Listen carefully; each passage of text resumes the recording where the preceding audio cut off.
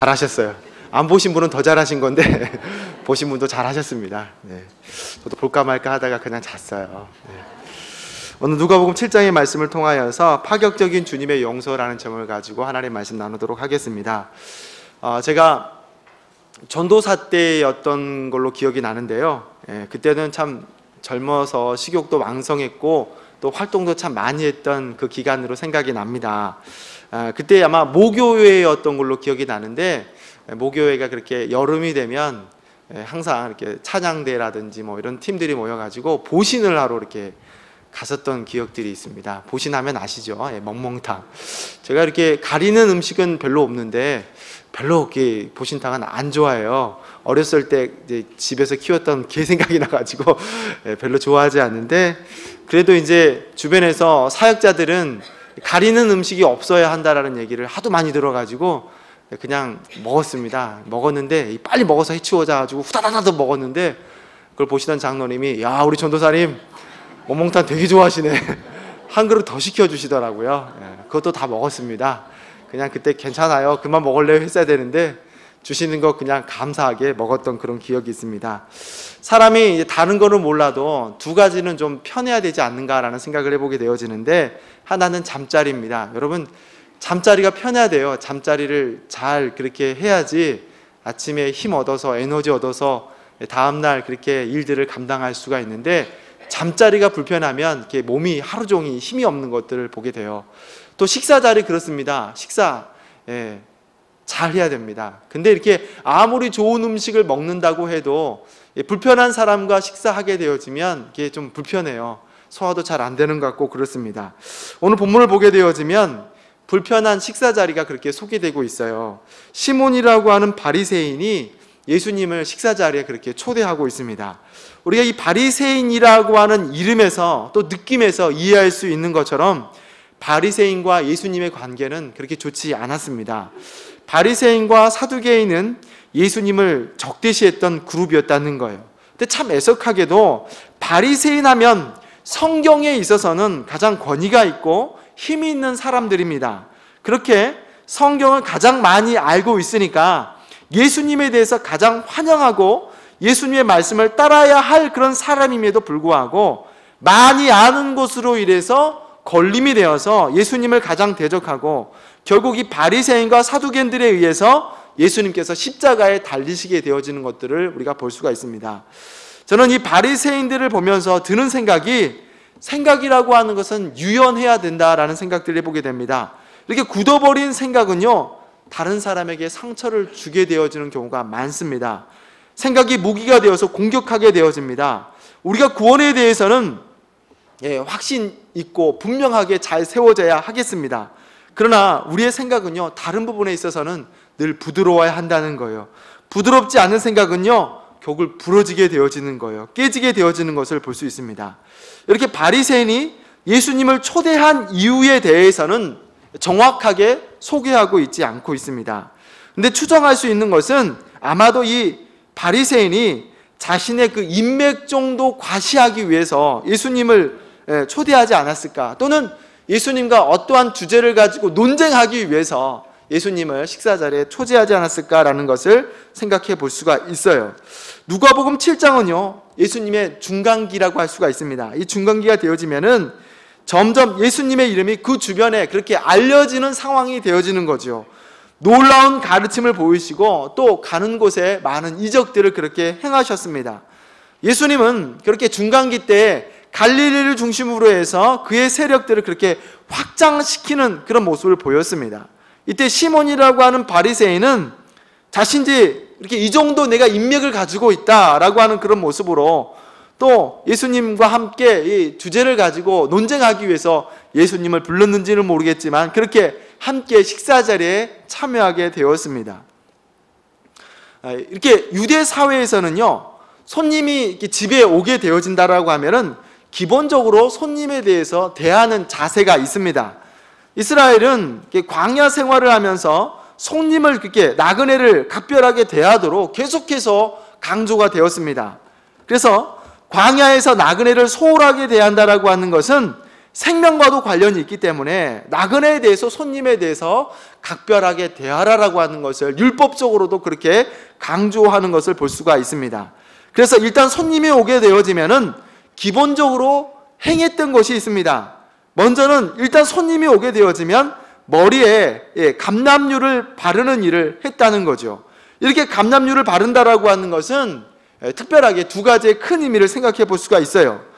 먼저 이렇게 기름을 바른다라고 하는 것은 제사장이나 왕에게 또 선지자에게 그 기름을 바르게 됩니다. 이것을 마사흐라고 하는 그런 단어를 사용하게 되어지는데, 그렇게 기름을 바름으로써 왕으로서, 제사장으로서, 그렇게 선지자로서 세우게 되어집니다.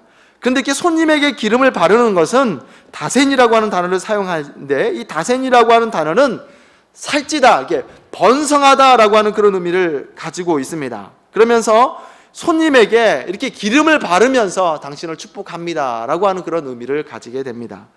이 향유, 감람유는요, 향기를 가지고 있어서 먼 거리에서 온 손님에게, 땀으로 젖어 있을 그 먼 거리의 손님에게 이 향유를 바름으로써 그 땀 냄새를 제거하게 하는 역할도 하게 되어집니다. 그리고 또 손을 씻을 수 있는 물을 내주었습니다. 이것은 아무리 하찮은 손님이라고 하더라도 당연히 그렇게 대접해야 되는 부분인 거예요. 이 중동이라고 하는 지역은요, 매우 건조하기 때문에 모래먼지를 달고 다닙니다. 그래서 손님이 집으로 들어오게 되어지면 손을 씻을 수 있는 물을 주는 것이 손님에 대한 가장 기본적인 예의라고 할 수가 있습니다. 그리고 그 귀한 손님이 오게 되어지면 자신의 종을 시켜서 손님의 발을 씻어주는 것이 귀한 손님에 대한 대접이라고 할 수가 있죠. 그런 의미에서 예수님께서 제자의 발을 씻었다라고 하는 그 사실은요, 예수님 그 자신을 종의 신분으로 내리고 그렇게 제자들을 섬겼다라고 하는 그런 의미가 되어집니다. 근데 오늘 본문에 44절에 보게 되어지면, 그렇게 이 바리새인 시몬은 예수님을 초대하기는 했는데 이 시몬이 예수님에 대해서 발을 씻은 물조차도 주지 않았다라고 그렇게 말씀하고 있습니다. 이런 모습은 예수님을 초대하기는 했지만 예수님에 대해서는 안중이 없었다라고 하는 것을 짐작해 볼 수가 있는 거죠. 바리새인 이 시몬, 좋은 의미에서 예수님을 초대하지 않았다라고 하는 것을 우리가 짐작해 볼 수가 있습니다. 분명 논쟁을 하기 위해서나 아니면 어떤 것에 대해서 시비를 걸기 위해서 예수님을 초대하지 않았을까라고 하는 것을 이 모습을 통해서 우리가 추정해 볼 수가 있습니다. 그렇게 식사 자리가 시작되었습니다. 그런데 오늘 본문을 보게 되어지면 한 여인이 그 식사 자리에 난데없이 이렇게 나타나게 되어지는 것을 본문은 말씀하고 있어요. 37절과 38절의 말씀을 같이 한번 읽어볼까요? 시작. 그 동네에 죄인인 한 여자가 있어 예수께서 바리새인의 집에 앉으셨음을 알고 향유를 담은 옥합을 가지고 와서 예수의 뒤로 그 발 곁에 서서 울며 눈물로 그 발을 적시고 자기 머리털로 씻고 그 발에 입을 맞추고 향유를 부으니. 네. 오늘 본문은 그렇게 이 여인이 등장을 하게 되어졌는데, 이 여인을 소개하는 설명은 죄인인 여자라고 그렇게 소개하고 있습니다. 유대 사회에서 여자를 가리켜서 죄인이라고 부르는 경우가 되어진다라고 하면은 가늠한 여자를 그렇게 죄인 여자라고 그렇게 부릅니다. 그런데 이스라엘은 가늠한 여자를 보게 되어지면, 만나게 되어지면 공식적으로 돌을 쳐서 죽이게 되어지는 것이 간음죄에 대한 해당의 형벌이라고 할 수가 있습니다. 하지만 이 여인은 간음죄를 저질렀음에도 불구하고 돌에 맞아 죽지 않은 여인이었다라고 한다면은요, 이스라엘 사회에서 공식적으로 간음을 할 수 있는 여인이 되어지는 거죠. 바로 창녀가 되어질 것이다 라고 볼 수가 있습니다. 그렇습니다. 마을 전체가 아는 공식적인 창녀인 여인입니다. 오늘 이 자리에, 잔치 자리에 예수님께 나와서 자신이 가지고 있는 향유를 그렇게 붓고 예수님의 발에 입을 맞추고 자신이 가지고 있는 머리털로 발을 이렇게 닦아 내려가는 것을 볼 수가 있습니다. 익히 들어서 아시는 분들은 아시겠지만은 여기서 향유는요, 평범한 향유가 아닙니다. 주로 유대 사회의 여인들은 이렇게 결혼 지참금이라고 하는 이 향유는요, 노동자의 1년에 해당되어지는 가치가 있다라고 할 수가 있어요. 이걸 1년에, 노동자 한 사람이 1년에 수고해서 모은 돈이라고 하면 얼마 정도 되겠습니까? 한 4천만 원 정도로 생각할 수도 있겠죠. 4천만 원 정도 되어지는 그 물건을 아낌없이 예수님께 부었다라고 오늘 본문은 소개하고 있습니다. 이 여인에게, 특별히 창녀가 되어지는 여인에게 있어서 이 향유라고 하는 것은 아마도 생명만큼이나 귀중한 것이 되지 않을까라고 그렇게 생각해 볼 수가 있어요. 이렇게 소중한 것을 예수님께 부으면서 자신이 예수님을 향한 사랑을 그렇게 표현하고 있습니다. 복음서를 보게 되어지면 이와 비슷한 사건이 또 소개되고 있는 걸 볼 수가 있는데, 바로 예수님 생애 말기 베다니에서 일어난 사건입니다. 오늘 본문과 참 많이 비슷한 부분인데요, 이 문둥이 시몬의 집에 생해진 마리아는 예수님의 발을 씻는 장면을 이렇게 보여주고 있고, 이 사건, 이와 비슷한 사건이 마태복음 26장에 나와 있고 마가복음 14장에 나와 있고 요한복음 12장에 이와 비슷한 사건이 나와 있습니다. 그래서 성경을 잘 모르시는 분들은 오늘 누가복음 7장에 나와 있는 이 향유를 부은 사건하고 다른 게 마리아가 나와서 향유를 붓은 사건하고 동일시 생각하는 분들이 있습니다. 그런데 분명 다른 사건입니다. 먼저는 장소가 달라요. 오늘 본문은 가버나움이다라고 그렇게 말씀하고 있고, 마리아가 나와서 예수님을 불렀던 사건은 베단이라고 그렇게 소개하고 있습니다. 또한 초점도 다른데요, 마리아가 예수님 머리에 부은 사건은 예수님의 장례를 준비하는, 예수님의 죽음을 준비하는 사건이 되어지고, 오늘 본문은 죄인을 사랑하신, 죄인까지 사랑하시는 예수님의 모습을 이렇게 발견할 수가 있습니다. 분명히 차이가 있습니다. 오늘 본문은 죄인도 사랑하시는 예수님이시고, 다른 사건은 예수님의 장례를 준비하는 마리아의 모습이다라고 할 수가 있습니다. 그런데 이렇게 다른 차이가 있는, 관점의 차이가 있지만은 공통점은 있습니다. 공통점은 이 두 여인 다 받은 은혜에 대한 표현이라고 할 수가 있는 거죠. 다른 점은 초점, 예수님의 죄 용서에 대한 초점이고, 또 하나는 예수님의 장례를 준비하는 그런 차이점이 있다라고 한다면은, 공통점은 두 여인 다 자신이 받은 은혜에 대한 표현이다라고 할 수가 있습니다. 오늘 본문에서 이 죄인인 여인이 어떤 은혜를 받았는지는 우리가 알 수가 없습니다. 분명한 것은 예수님께 받았는데, 은혜를 받았는데 작은 은혜가 아닌 줄로 압니다. 아마 큰 은혜를 받았지 않았을까라고 하는 것을 추측해 볼 수가 있어요. 어쩌면은 혹시 사마리아의 여인이 되어질지라는 것을 생각해 볼 수가 있습니다.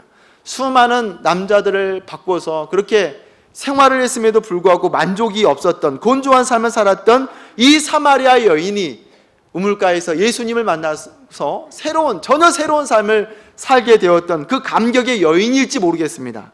아니면 가늠하다 현장에 잡힌 여인이 되는지는 모르겠습니다.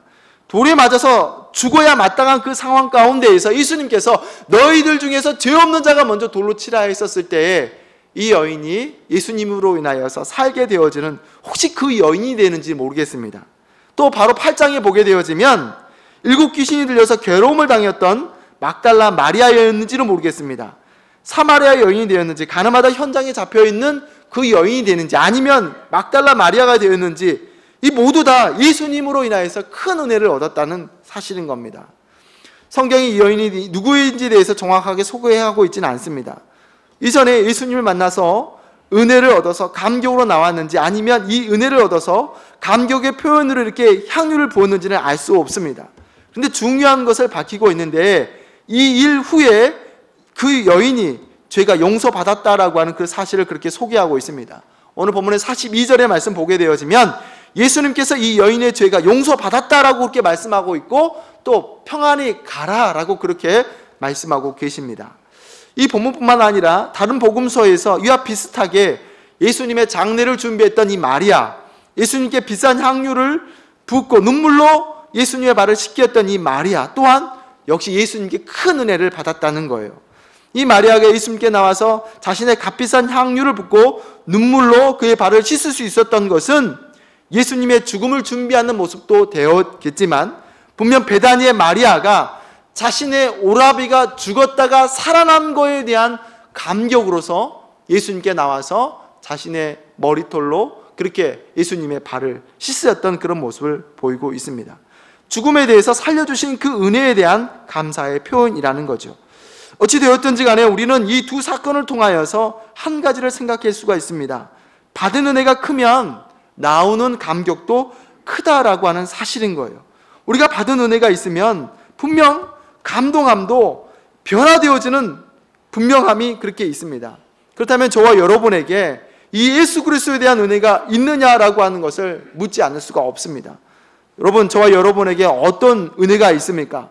우리는 예수 그리스도에 대한 은혜가 있어야 합니다. 받은 은혜가 있어야 합니다. 내게 주신 은혜가 있어야 합니다. 나를 만나 주셔서 회복해 주시고, 나를 만나 주셔서 잠으시고, 모든 죄 가운데서 깨끗하게 입으신, 허락하신 그 하나님의 은혜가 우리 가운데 있어야 하겠습니다.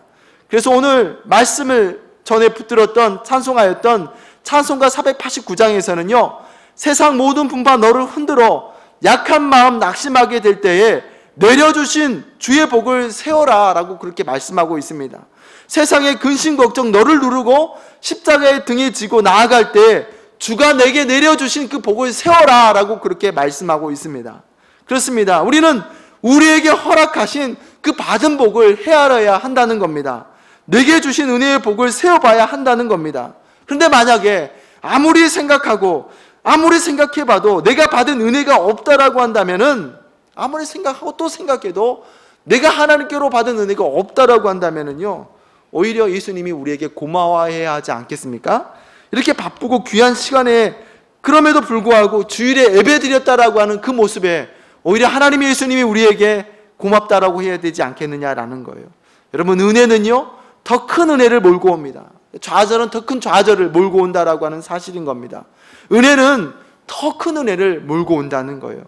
우리가 지난주에 새벽에 호세아서의 말씀을 함께 보았습니다. 1년 1독을 목표로 하고 말씀이 있는 가운데에 지난주에는 호세아의 말씀을 그렇게 읽게 되었는데요. 여러분, 이 호세아서의 말씀을 읽어보니까 오늘 본문과 이게 좀 같은 부분이 좀 있더라고요. 오늘 본문에 죄인인 여자가 창녀인 것과 또 호세아의 아내 고멜 또한 역시 창녀였다라고 하는 사실인 거예요. 제가 이렇게 호세아서의 말씀을 묵상하면서 이제 귀하게 들려지는 그런 하나님의 음성이 있었습니다. 여러분, 호세아의 삶을 보게 되었으면 이게 평범한 삶이 아닌 거예요. 선지자의 그런 삶임에도 불구하고 하나님께 택함을 받아서 세운 바 되어진 이 선지자의 삶임에도 불구하고 결코 평탄하지 않는 삶이라는 겁니다. 어떻게 이런 삶을 살 수 있을까라고 하는 것을 생각할 수가 있는 겁니다.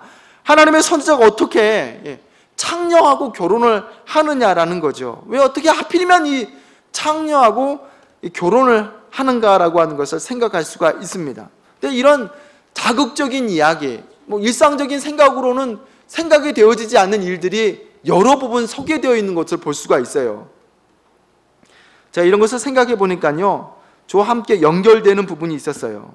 최근에 담임 목사님께서 안신년에 들어가면서 저희 설교 분량이 좀 많아졌습니다. 꼭 해야 되는 설교는 3번이에요. 새벽에 2번 설교를 말씀을 전하고 주일에 이렇게 말씀을 전하게 되어지는데, 당연히 은혜입니다. 이렇게 어떻게 부목사가 주일 설교를 할 수 있을까라고 하는 것은 굉장히 큰 은혜인데, 설교를 준비하는 게 쉽지 않다는 거예요. 어떻게 하면 이렇게 말씀을 잘 전달할 수 있을까라고 하는 것을 설교 끝나면 바로 생각을 합니다. 어떻게 이 말씀을 성도님들에게 잘 전할 수 있을까라고 하는 것을 그렇게 고민합니다. 매주 3편 설교하는 거 굉장히 힘든데, 이러다가 담임 목사로 사역하게 되어지면 매일 새벽마다 설교를 해야 되는 거고, 그리고 수요일 또 주일에 2번 설교해야 되고, 금요일 기도회 있으면 또 금요일 날도 말씀을 전해야 된다라고 하는 생각을 하니까 정말 쉽지 않겠다라는 생각을 해보게 됩니다. 그래서 먼저 담임으로 사역 나간 친구들의 말을 들어보면 장난 아니야 라는 말을 저에게 이렇게 가끔씩 통화를 하면서 그렇게 하게 되어집니다. 어쨌든 설교자는요 말씀을 어떻게 전할 것인가 라고 하는 것이 큰 부담이고 사역 중에 사역이 되어지는 거예요. 어떻게 효과적으로 말씀을 전할 것인가.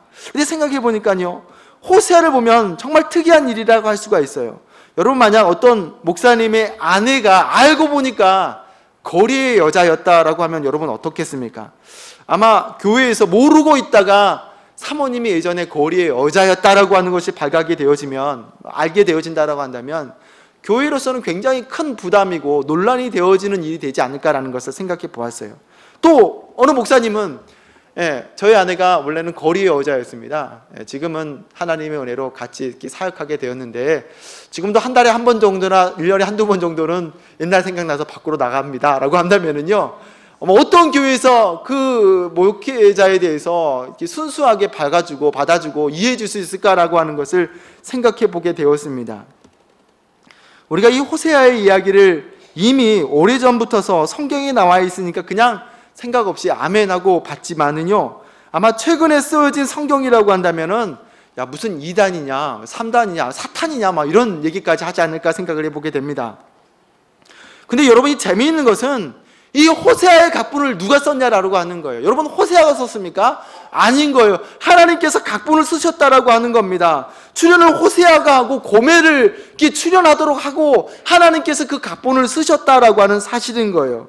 근데 여러분, 호세아뿐만이겠습니까?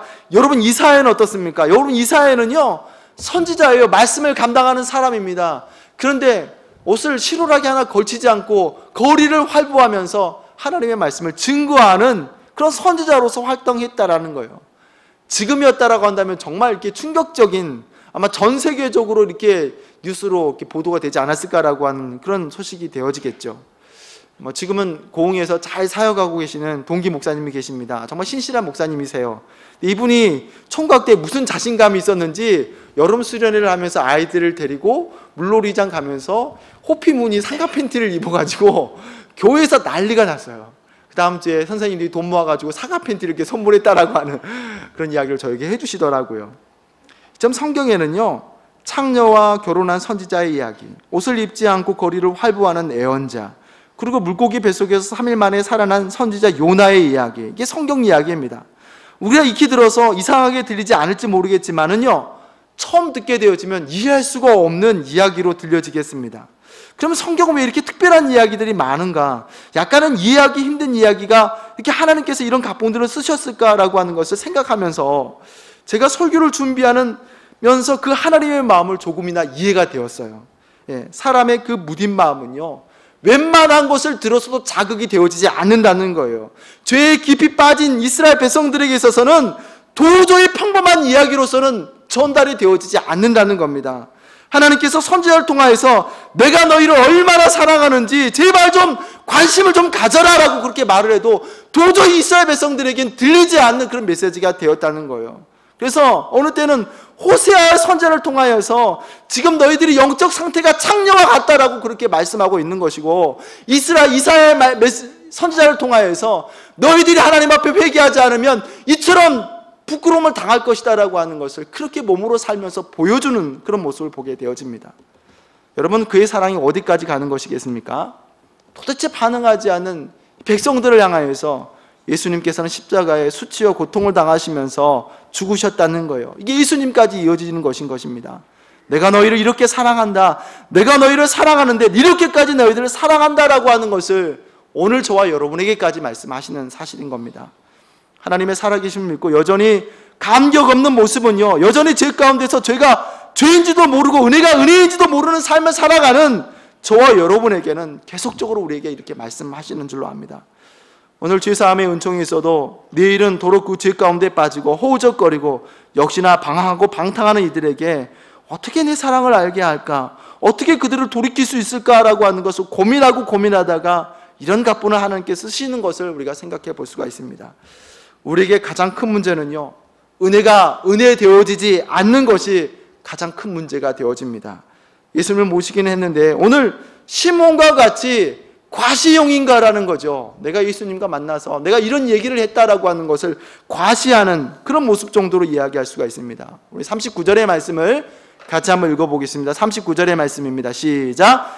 예수를 청한 바리새인이 이것을 보고 마음에 이르되 이 사람이 만일 선지자더면 자기를 만지는 이 여자가 누구며 어떠한 자 곧 죄인인 줄을 알았으리라 하거늘.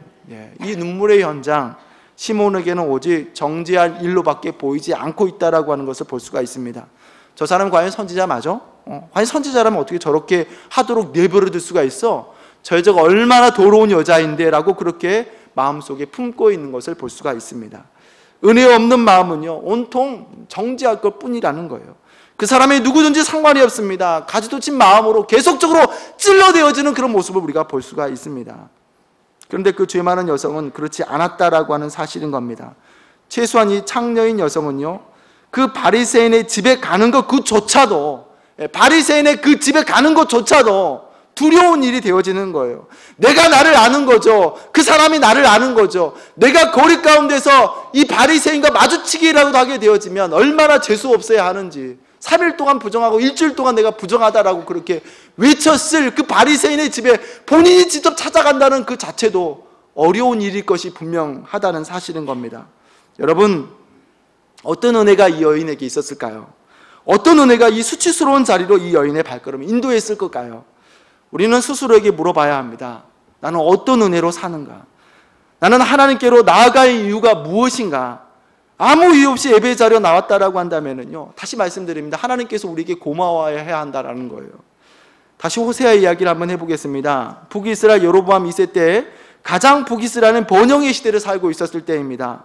수리아가 아수르를 침범함으로 이 쇠약해진 틈을 타서 땅을 차지하게 되어지는데, 가장 번영하는 그 시기를 차지하고 있는 게 바로 호세아의 시대라고 할 수가 있습니다. 이 번영을 틈타서 우상 숭배와 sak치와 방탕, 종교적인 타락과 부패, 갈수록 또 심해져가는 그런 시대가 되었습니다. 먹을 것은 넘쳐나고 만몬의 신이 그 북이스라엘 지배했기에 타락함의 거리거리마다 넘쳐나는 그런 시대가 되었습니다. 그 가운데 호세아는 고멜을 아내로 맞이하게 되었습니다. 여러분, 고멜이 누굽니까? 공인된 찬녀입니다. 바알 신전에서 몸을 파는 여자인지는 모르겠습니다. 많은 사람들이 아는 공인된 찬녀입니다. 이 창녀인 고멜이 바로 북이스라엘의 상태를 대변하는 여인이었다는 거예요. 호세아가 값을 지불해서 이 여인을 데려와도 다시 또 그 음란의 현장으로 다시 또 되돌아가는 이 고멜의 모습을 보게 되어집니다. 도저히 구제가 되어지지 않는 그 여인인 겁니다. 그래서 호세아와 고멜 사이에 태어난 자녀들의 이름은요, 니스리엘, 내 백성이 아니다라고 합니다. 로루암마, 궁유람을 얻을 수가 없고 로암미, 내 백성이 아니다라고 그렇게 말씀하고 있습니다. 도저히 고멜은 하나님의 백성이 될 수가 없습니다. 북이스라엘은 도저히 하나님의 심판을 피할 수가 없습니다. 그만큼 뿌리 깊은 죄 가운데 빠져 있는 상황이라는 거죠. 그러나 하나님께서는 여기서 그치지 않습니다. 이스라엘을 다시 내 백성 삼으시고 긍휼히 여겨주시고 내 자녀 삼으셨다라고 하는 것을 볼 수가 있습니다. 제가 얼마 전에요, 교직에 계시는 선생님 한 분이 이런 얘기를 해주시더라고요. 한 교장 선생님이 학교에 새로 오신 여자 선생님 계셔서, 얘들아, 이렇게 이쁜 선생님께서 오늘 너희들에게 이제 왔다 하고 인사를 시켜줬는데요, 이 여자 선생님이 여성 인권에서 일하시는, 이렇게 활동하시는 분이셨던가 봐요. 그래서 자기를 예쁜 여자라고 소개를 해줬다고, 성적 수치심을 줬다라는 이유로 이렇게 고발을 했다라고 하는 그런 이야기를 듣게 되었습니다. 여러분, 예쁘단 말을 함부로 해서는 안 됩니다. 저도 이제 이걸 잊어버리고 그냥 예뻐지셨어요, 예쁘십니다 이렇게 얘기하는데요, 예쁘다는 말은 남자들은 특별히 하시면 안 됩니다. 성적 수치심을 가져올 수가 있는 거기 때문에 조심해야 합니다. 그렇습니다. 이 말을 들으면서, 야, 이제 예쁘단 말도 하면 안 되는 말이 되는구나, 말 한마디 충분히 죄가 되어지는 그런 시대를 살고 있구나. 그렇습니다. 오늘 우리가 사는 이 시대에 기준을 어디에 두어야 되는지 참 어려운 시대를 우리가 살고 있습니다. 믿는 그리스도인들이 유혹하는 것도 많고 어디에다 마음을 둬야 되는지 참 복잡한 시대를 우리가 살고 있습니다. 오늘 이 시대가 그렇게 하나님 아닌 곳에 마음이 빼앗길 것들이 참 많은 시대가 되었습니다. 그러나 그렇게 죄가 많은 시대를 보내는 가운데에 또 하나님의 말씀이 우리를 위로하는데요, 호세아서 6장 1절에서 3절의 말씀을 보시게 되어지면 그렇게 우리에게 위로의 말씀을 하고 계시는데요, 같이 한번 읽겠습니다. 시작. 오라, 우리가 여호와께로 돌아가자. 여호와께서 우리를 찢으셨으나 도로 낫게 하실 것이요 우리를 치셨으나 싸매어 주실 것임이라. 여호와께서 이틀 후에 우리를 살리심에 제3일에 우리를 일으키시리니 우리가 그 앞에서 살리라. 그러므로 우리가 여호와를 알자. 힘써 여호와를 알자. 그의 나오심은 새벽빛 같이 일정하니 비와 같이 땅을 적시는 늦은 비와 같이 우리에게 임하시리라 하리라. 아멘. 여러분, 이 말씀의 중요한 것은 하나님께서 우리를 책망하실자 하실지라도 책망으로 끝나시지 않으시는 분이시다라고 하는 사실인 겁니다. 회복하시겠다라고 말씀하고 있고, 이틀 후에 우리를 살리시고 3일 후에 우리를 일으키시리라. 속히 너희들을 치료할 것이다 라고 하는 것을 우리에게 말씀하고 있습니다. 그렇습니다. 아무리 마을 가운데 공인된 창녀라 할지라도 주님께 나아갈 때 우리의 모든 죄를 씻으신 바 되시는 분이 여호와 하나님이신 줄로 믿습니다. 십자가에 죽으시고 다시 부활하신 예수 그리스도가 되어주시는 줄로 믿습니다. 이제 우리가 여호와를 알아야 할 때인 것을 우리가 분명하게 확신할 수가 있습니다. 여호와를 알아야겠습니다. 여러분, 그냥 아는 것도 아니고 오늘 호세아의 말씀과 같이 힘써서 여호와를 아셔서 하나님께 은혜를 얻으시고 치유를 얻으시고 회복을 얻으시는 저와 여러분이 되시길 주님의 이름으로 축원합니다. 기도하겠습니다. 하나님, 우리가 연약합니다. 우리가 힘이